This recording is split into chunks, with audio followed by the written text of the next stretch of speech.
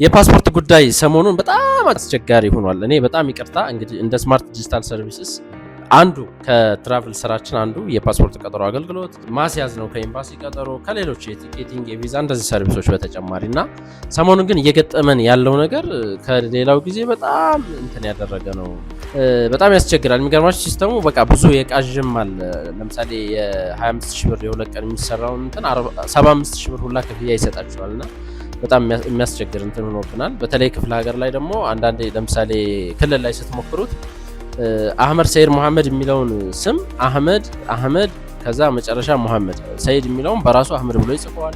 እንደዛ ከዛ በኋላ ባርኮድ አይሰጥም። እኒህ ችግሮች አሉና እሱ እስከሚስተካከል ድረስ ትዕዛዝ ያዘዛችሁን ደንበኞቻችን በትዕግስት እንድጠብቁን ለማለት ነው እዚህ የመጣሁት። ለተፈጠረው ነገር እንግዲህ በጣም ይቅርታ እየጠየቅን በተቻለ መጠን ግን ለማስተካከልና ነገሮችን ፊክስ እንዳረጉልን ቀጠሯችሁን አስይዘን የምንሰጥ ይሆናል። ምናልባት አስቸኳይ ፓስፖርት ግን በተቻለ መጠን ሌሊትም እየተነሳን እየሰራን ነው። ዛሬም ትናንትናም ሰርተናል ሌሊት ላይ። ለሌሎችም እንደዚህ አይነት ሰርቪስ ለምሰሩ ሌሊት ላይ ብትሞክሩት የተሻለ እንትን አለው።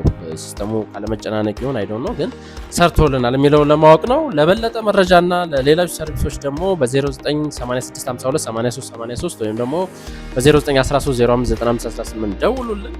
ለበለጠ መረጃ ደግሞ ቢሮአችን ብቅ በሉ። አመሰግናለሁ።